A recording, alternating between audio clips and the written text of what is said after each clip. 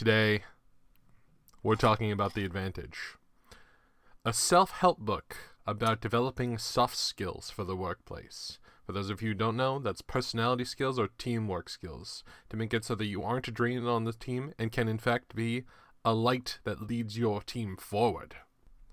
The 7 soft skills that Emma Sue Prince thinks will light a fire inside, I like to shorten to ACE Pyro. A is for adaptability, learn something new every day for you and me. C is for critical thinking, and let's go think some more and make a plan.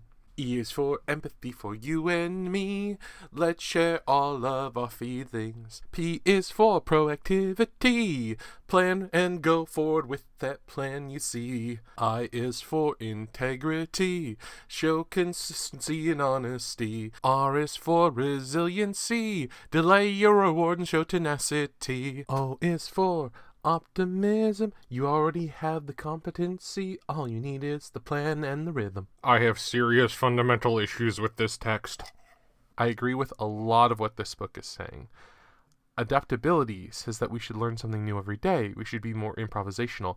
If someone proposes something that doesn't agree with everything that we already have, instead of tearing it down because it's not as good as our already pre-existing solution, let's try and build it up. Let's try and work with it for a while and see if we can find a even better solution than the one that we have. Whenever we try something new, let's commit to it fully as much as we can. Like an improv routine, trying out a new voice, even if it's a silly voice, you really have to give it your all. You have to really sell the thing, push it as hard as you can. And that's the only real way to get forward. I like that about the adaptability chapter.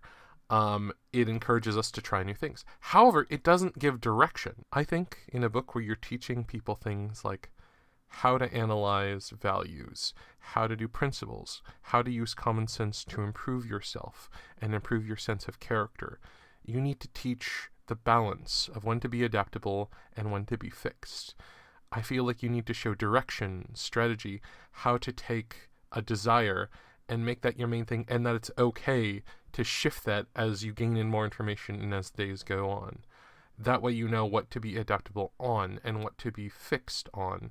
In a workplace setting, if this book is assuming that you are an employee or perhaps a small business owner who is forced to adapt to the whims of the customers, then you still need to say that. So, critical thinking. My biggest issue with critical thinking is people usually request it without knowing what it means. I've seen critical thinking be used for figure out what I'm saying when I haven't thought about it very much, figure out what I'm saying even though I haven't really planned it, be as supportive and effective as possible with what I'm suggesting, even though what I'm suggesting is stupid or wrong. And that's more social, informal logic thinking. As someone who's taken classes on critical thinking, usually you're looking for flaws in reasoning or trying to figure out all the problems and all the ways to build up and support. It kind of relies on someone to speak it, and then that speaker to have fully planned out and articulated what they're saying. The critical thinking person does need to change the wording and does need to change the logic to be more readable, but it kind of puts an onus on the speaker as well as on the listener to interpret what they're saying and whether they're emotionally manipulating you, whether they're attaching value to specific things, whether they're doing this, that, or the other thing. And most businesses that I've seen request critical thinking skills usually mean support me and whatever I'm saying in whatever way I can. I've usually seen people who can't take being critical. There's a big problem with critical thinking as a soft skill because critical thinking is one of the things that is often most draining in the workplace. Someone believing that they know better than someone else and being unable to phrase it right. So I'm not sure whether this belongs in critical thinking or in communication, because the ability to express that there's an issue without causing any emotional issue is at the crux of the problem. But the chapter really doesn't cover that. It basically just says be more critical as opposed to be critical and be kind about it. Like, a lot of people feel like they know issues with their workplace, but they don't feel they can bring it up or else they'll be punished. They think that if they take initiative, even though they're being encouraged to do so, it will constantly get them punished because they're not taking initiative in the right way. Like, I know plenty of bosses who would take criticism such as, here's a way to improve your process, or here's a tool that we could use to increase this process. But very few who would take a criticism like, for the experience and market you're going for, your product is strictly wrong. Here is an alternative product that you could work on that would still statistically provide a better rate of return for working on it and canceling this project right now. I see very few bosses who are willing to pivot like that. Like, the way that the book seems to be using critical thinking is in quick decision making, or in building heuristics or rules of thumb in order to make decisions that are more useful faster. And maybe noticing things like, I keep changing my jacket. I mean, I'm completely consistent with my jacket. Is this upside down? This is upside down. Wow. But the problem is, the book just doesn't go into the nuanced depth that I would want from such a topic. And that's my biggest problem with the book as a whole. And now, on to empathy, and more things I like about the book, starting with the fact that it defines the difference between sympathy and empathy. Sympathy is saying, if I was in your shoes, what would I do? Taking a more logical distance approach, whereas empathy tries to say, okay, based on your position, how would I feel if I had everything happening to you happening right now? And this requires you not to think logically, what would I do in that position, but how would I feel if I was in the situation you are right now, if I held the beliefs you did, if I was in the position you are, if I had the history like you did. And that requires analyzing more information. And if you take the sympathetic approach after the empathetic approach, that could make things slightly better for making logical decisions, but it places the importance on that listening and that bonding. And that, to me, is really significant. However, it doesn't delve into the trust issues that are inherent with being empathetic. I know I've been hurt by bonding with someone who has been abusing me or manipulating me or laying down logic or information that is specifically designed to take advantage of that gullibility. And that's why people aren't often empathetic. I agree that most of the time people are just kind of shortening their workload by saying, here's a logical thing, I've decided it is so, therefore it is so. And this belief that I have, these values and principles I hold, are the objective way to honor this business. And that's the big thing that I think this book is trying to confront. But again, I'm kind of assuming, and I'm doing the defense that I think the book should do itself. Once again, the nuanced perspective needs to be there. And I think that there are instances of people who you should not be empathetic with, at least in specific instances, because they're trying to take advantage of you. How do you analyze those people? What is a fair thing to do? What are rules of thumb, if it looks like that's what we're focusing on, for judging whether someone is worth being empathetic towards? And I think in most situations where you're required to interact with someone, you should at least give it a shot, but you don't want to throw yourself so much into people that they can abuse you. And I think a lot of people, that is the problem, is to decide when is it okay to be selfish. And it is selfish to honor your own desires. And that's also necessary. It's not okay to be selfless all the time, in my opinion. And I think that that's one of the issues that comes from empathy. Proactivity.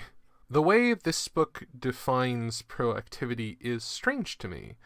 They define it as responding to situations rather than reacting to them. That means anticipating them and choosing a reaction rather than emotionally experiencing them and deciding right then on the fly. What, for me, the metaphor, or mental model as Warren Buffett calls them, that best fits seems to be as a dancer.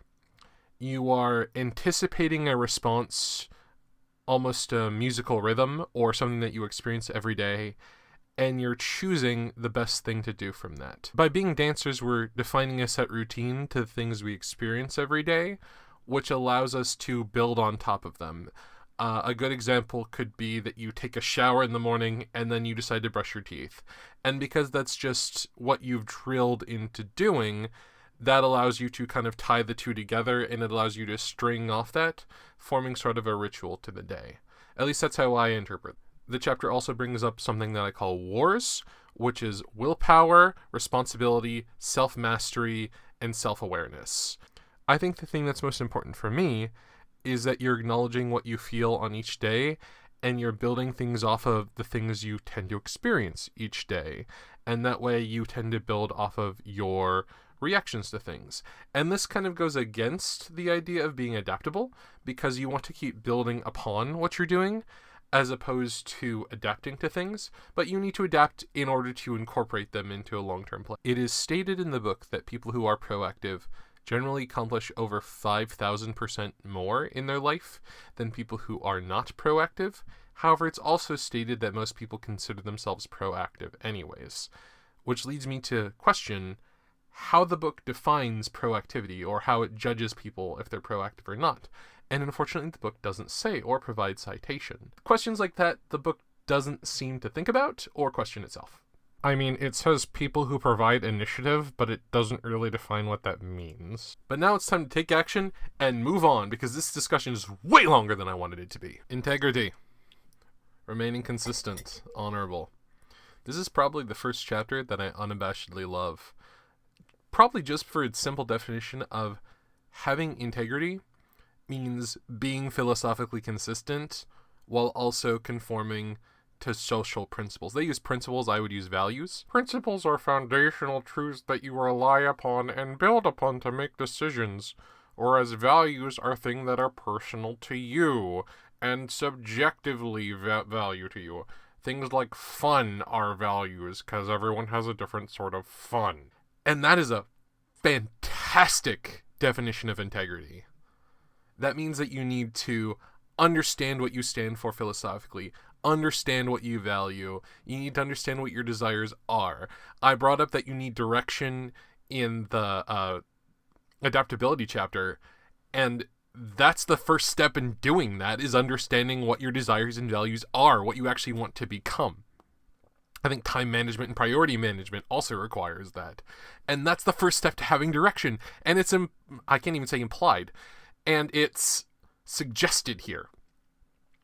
And that's enough to make me happy. Unfortunately, this still doesn't delve into the nuance of integrity. What if your personal values and your country principles, or country values, or company culture go against one another? What if you're an American salesman representing someone in a country that bribing is just a standard part of doing business, and your company expects you to bribe the officials, and they won't punish you for it? Do you accept that hit on your personality because that's a cultural principle? There is a thought to integrity and a thought to ethics that's very nuanced and complex. And saying have more integrity when it comes to work basically means you need to think about these things and realize what your work might ask you to do, or what your life might require. And those questions can be very, very hard. It can't just be said, have more integrity. You need to decide what that means to you. If your company says they value integrity, or they have company values like integrity or courage or synergy or whatever, what does that mean to them? How do you put that in action? Does that mean for future decisions, or decisions without enough information, you expect people to make decisions based off of the feeling that those words represent, or the aesthetic of those ideas? If so, how do you make people feel the right thing or think of the right thing with those values? And how do you share that with people aside from just a word and an assumption? That's a very hard thing to say. For example, if I say, think of a beetle, I'll let you know that I'm thinking of a dung beetle who is scooting his little dung around on a desert. But I wouldn't expect you to think of that in the same way. It requires a specific definition. That means that logically, if you want to work with other people, if you want to be on a team, if you want to enjoy life without turning everyone into your enemy, you probably want to have integrity. And that means deciding what philosophy you stand for. Because if you just say, I want to do what's good, that means you're subject to whatever people decide is good. You want to be as specific as possible, so that way people know what they're okay talking to you about. People will know what they're okay dealing with you, and that way you know what things you're most comfortable with. But this book doesn't deal with that. This is again another case of not quite enough nuance, but I'm happier with this chapter because it at least gives strong definitions and presents why integrity is so important. And that makes me happy. So, let's talk about resiliency. On the one hand, the Advantage seems to talk about resiliency in the way that it is obviously defined as a form of toughness, of getting through hard times, as a form of delaying your own gratification, because things are probably going to get harder than people let on. There's a tendency to be positive and to get promises made to you that are not going to be fulfilled, and that you should delay your gratification until you get to that. On the other hand, it's a tendency towards people to look to the future and see something that they're passionate about, a reward that they want, and staying on topic, and staying with the drive to get that one thing, which seems to be more of a discussion about motivation than resiliency.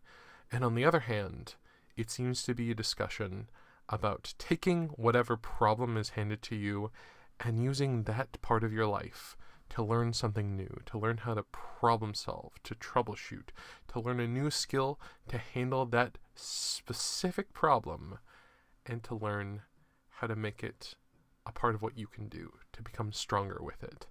Whenever too much is piled upon you, that forces you to change, that forces you to develop a way of doing this, that way you can do it again in the future. People who see challenges like that tend to progress forward. With 77% of all CEOs saying that they are exceptionally resilient, and most effective employees saying that they have learned an astounding amount of resiliency and having some resilient stories to share, it's clear that being resilient, being tough, being mentally strong is a significant advantage in the workplace. As in the previous chapters, I mostly agree with the sentiment, but the nuance destroys it for me. I hear sayings like, quitters never win, when in my experience the people who know when to quit and run are those who get ahead. People who tend to never give up tend to get over emotional and fight for way longer than they need to on a contest that by all rights it should be lost already, or you should be progressing forward. People who argue every day with the manager, people who want to know the specific literal interpretations of things. These are the kind of people who have resilience too, and stubbornness. And that is a part of resilience too. Being unable to give up, being stubborn, being unwilling to admit defeat. That is the flip side of the coin, when you know that by giving up an opportunity for another opportunity, you might be getting stronger. However, if you just keep at it, there seems to be something ahead. So having faith is a big part of being resilient. Having a belief that something will come to pass. Like, it would be very easy to remain resilient in a company if within 3 years you are set for life, and even if the company is crumbling around you, you see that, oh no, my promise is still coming true. It's been reliable until now. And even if the company comes apart, as long as I'm doing this work, I will get there. And if you believe that for some reason, being resilient is easy. However, if it looks like your company is betraying you, if it looks like the path that you're on is not leading anywhere, how do you keep going? You need faith. So it seems like being stubborn is what resilience is really encouraging. If that is in fact what this book means by resilience. And here again we come to the problem of, how did you study this? What do you mean by resilience? How do you define it? I wish you had been more explicit. Finally, we have optimism. Now, the Advantage acknowledges that toxic optimism is a thing, and that people can try and be so positive that they ignore the negative, creating kind of yes men, and that you need to be realists as well. I think that the book even suggests that you should imagine the worst and expect the best, being creative enough to imagine alternatives to go towards if you are failing. You should drop saying, hey, I'm just bad at this, or hey, I have natural intelligence or natural gifts and therefore I'm here, there, or the other thing. Instead, you should say something like, okay, what's the best path to getting where I need to go? And if I can't reach it, how do I change the path? Like, let's say you want to be the best in your field in the world. So you try and produce the best quality of things that you can. But it turns out that you just aren't the most technically savvy. Maybe you have shaky hands or something. That's an impossibility for you. So you need to find an alternative thing. So the next thing you do is you look for a school or a tool or something else that you might be able to find some kind of way to get around this issue of yours. But it turns out the ones that will solve your problem are either too expensive or barred off from you. So what's the next option? The next thing that you could do is try and invent something yourself or have some combination. For example, if you're accepted by a couple schools, try and combine their approaches maybe, or look into personal research into many of the other things. See if you can get in contact with someone from that school, try and get their syllabus, buy their books on their own, get an internship with a company with a lot of people who work for that school. If that doesn't work, then you develop your people skills, you try and go out there, you be as productive as you can, you start a blog, you start talking with people who are passionate in the industry. If that doesn't work, etc., etc., etc. By taking this mentality of there's always another way that fits what you're doing, you have so many paths that you can go on if you're just creative enough to see the alternative to get to where you want to go. You might never be the best in terms of like craftsmanship, but if you define what you want specifically enough, and if you allow your own capabilities to change that, then you can generally get to where you want to go. Assume you have the potential to get there, it just might not be the way that you expect. Allow who you are to change the path and how to get there, and assume that there is a path, it just might be a very convoluted one. And that should be good enough. This chapter, in acknowledging that positivity can be too toxic, is actually taking a more nuanced approach than the other chapters, and I think it succeeds more because of that, which I'm quite happy about. However, it still isn't quite enough. So, optimism seems to have 3 pieces in this book. Accurately assessing the situation, seeing problems as temporary and not permanent. So if you screw something up, you aren't a bad person at that thing. You can, in fact, improve your capabilities at that thing. And realizing that your capabilities are enough and adjusting to the situation at hand. All of those are skills in themselves and need work. The ability to assess a problem or come up with a business plan or come up with a strategy is really hard to do. Realizing when it's smarter to go into training and improve your capabilities as opposed to switch something around is another thing to do.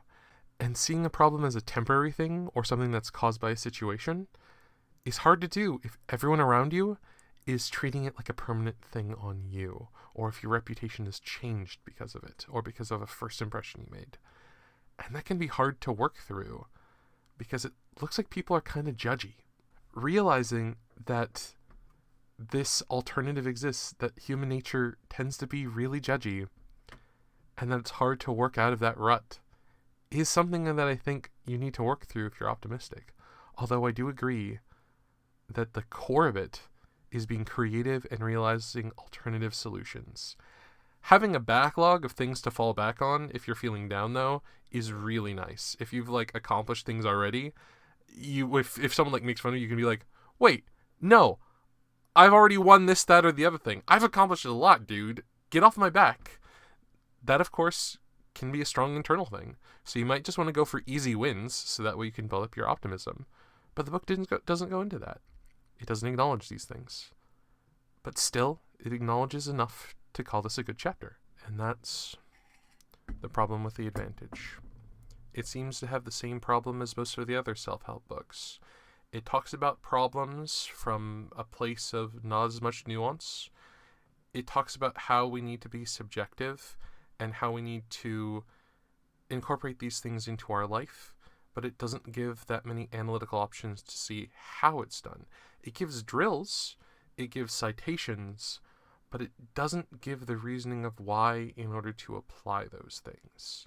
And like most other self-help books, if I went to this and I believed that I had a problem, I don't think that this book would convince me that I didn't have one. In fact, there's enough vague language and examples and anecdotes that I might come to believe that I have a problem because I can't measure up to these people that this book expects me to have. I've been worried about that with self-help books for a while, that one of the big reasons why they keep selling, and why they tend to do so well, is they're not written by experts, and they tend to make people believe they have problems that they might not have. But, at the end of the day, they are encouraging an optimistic thing. They're encouraging principles that, in theory, I should agree with, but in practice, I would prefer them to talk about when it's good and when it's bad, with only the optimism chapter really reaching for it, and the integrity chapter providing a fantastic definition of what it means to use integrity in the workplace. The author is sharing important concepts, important character traits that we should incorporate into ourselves to be more productive, charismatic, and enlightening to our fellows who we're working with. However, there isn't enough depth and nuance for me to wholeheartedly recommend this. And since it doesn't mention how to start strategizing what to do with yourself, how to plan out your own life, how to do time management, how to incorporate these in a very busy schedule, what these even mean, I can't even wholeheartedly recommend this book over others. I'm giving it a 2 out of 5. If I took out some of the drills and exercises in this book, I think I could probably shorten it to a couple sentences of wisdom. Try and plan a response to everything that you regularly encounter during the day. It should free up some time for you to do more things, and that way you might finally be able to do the things that you want and free up some time. If you go for them, it'll probably be harder to get to them than you think, but if you know what you want and you know what you're willing to pay to get it, then stand firm. It'll always cost more than you want, and it'll always go down a different path. But trust that you can go down that path. You can develop a new way. It will likely reach a roadblock, and you'll have to learn some other skill, but trust that you have the capabilities to do that, to learn some other skill. And if you have to divert the path again, that's okay. It'll go down whatever path that you want. On the way, you'll probably encounter people who have opinions that you disagree with. Try to take all their beliefs into you and feel what they feel when you're listening to them. Everyone tends to sympathize and try and logically deduce what other people are thinking based off what's reasonable to them, but try and realize why they're upset with this thing. Try and feel upset with them. Try and take on their beliefs, or else you won't understand. And when you do that, maybe you'll understand the best way to understand the situation and the best skills to adapt. You're probably going to have to go out of what you feel comfortable with, about what you thought you would need to do. You'll have to adapt skills. You have to learn something new every day, and that's okay. Some of those skills won't last for longer than that day, but you still want to have learned them. Finally, be as good as you can, according to what that means to you, and to figure out what that means to your company and your culture. Try and fit within that. It's going to cause angst. It's going to cause problems, but you need to find out a solution that's right for you. And that's all the advice I can give you from this book. Thank you for hearing about The Advantage. Goodbye. My name is Ace Pyro, I light fires inside. Reality makes you free fall, but I can help you glide. No, I will help you glide to the ground. I will keep you safe and sound, safe and sound.